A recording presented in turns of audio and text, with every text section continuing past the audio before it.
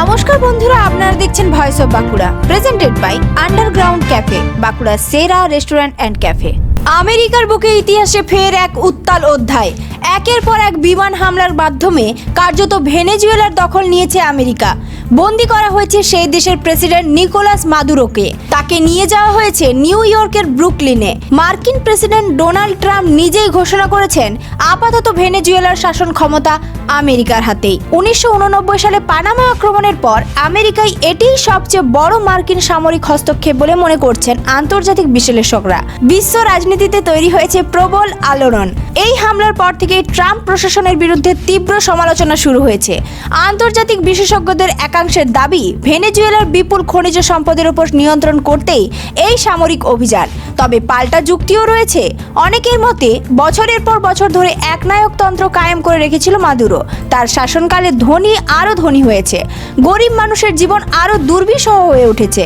তাই এই পতন অবশ্যম্ভাবী ছিল। আমেরিকা ভেনেজুয়েলার দ্বন্দ্বের শিকড় লুকিয়ে আছে বহু বছর আগে। বিশ্বের পঞ্চম বৃহত্তম অপরিশোধিত তেল ভাণ্ডারের মালিক ভেনেজুয়েলা। দীর্ঘ 25 বছর ধরে সমাজতান্ত্রিক সরকার দেশটি শাসন করেছিল। 2013 সালে হুগো সাভেজের মৃত্যুর পর ক্ষমতায় আসেন তার ঘনিষ্ঠ সহযোগী নিকোলাস মাদুরো।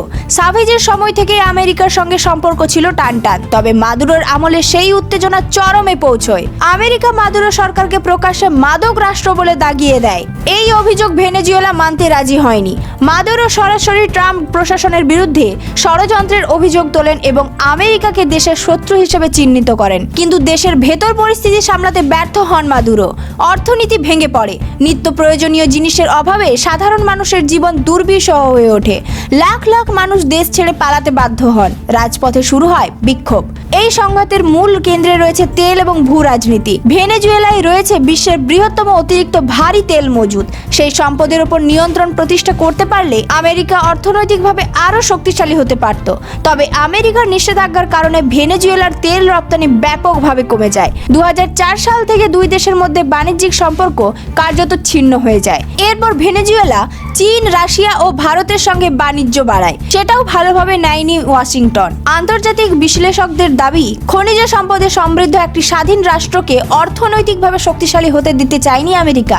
পরিস্থিতি আরও জটিল হয় যখন মাদুরো সরকার সোনা ও কোলটানে সমৃদ্ধ অরিনোকো মাইনিং আর্ক এলাকায় খনন কাজ শুরু করে। আমেরিকা দাবি করে ওই খনি অঞ্চল অবৈধ এবং সেখানকার সম্পদ সশস্ত্র গোষ্ঠীর হাতে যেতে পারে। পাল্টা ভেনেজুয়েলা জানায় এই অভিযোগ আসলে দেশ দখলের অজুহাত। 2020 সালে এসে উত্তেজনা আরও বাড়ে। আমেরিকা সরাসরি অভিযোগ করে নিকোলাস মাদুরো আন্তর্জাতিক মাদক পাচার চক্রের সঙ্গে যুক্ত। মাদুরো সেই অভিযোগ উড়িয়ে দিয়ে বলেন, ট্রাম্পের আসল লক্ষ্য ভেনেজুয়েলায় পুতুল সরকার বসানো। এরপর আসে বিতর্কিত নির্বাচন। 2024 সালে জুলাই মাসে ভেনেজুয়েলায় রাষ্ট্রপতি নির্বাচন হয়। মাদুরো জয়ী হলেও ভোট কারচুপি, বিরোধী দমন এবং ক্ষমতার অপব্যবহারের অভিযোগ ওঠে। বিশ্বের একাধিক দেশ সেই নির্বাচনকে অবৈধ ঘোষণা করে। 2025 সালের জানুয়ারিতে মাদুরো শপথ নিতেই আমেরিকা তাকে অবৈধ শাসক বলে আখ্যা দেয়। বিশেষজ্ঞদের মতে তখনই স্পষ্ট হয়ে গিয়েছিল সংঘাত অনিবার্য। আর তারই পরিণতিতে আজকের এই ভয়ঙ্কর সামরিক অভিযান। ভেনেজুয়েলা এখন কার্যত এক নতুন বাস্তবতার মুখে। আমেরিকার রাজনীতিতে এই ঘটনা কোন দিক মোড় নেয়, আর তার দিকেই তাকিয়ে গোটা বিশ্ব। এই ধরনের গুরুত্বপূর্ণ খবর সবার আগে পেতে আমাদের চ্যানেলটি সাবস্ক্রাইব করুন। আর ভিডিওটি শেয়ার করতে ভুলবেন না। আপনার মতামত কমেন্টে জানান। আর লাইক শেয়ার করে ভয়েস অফ বাঁকুড়ার পাশে থাকুন।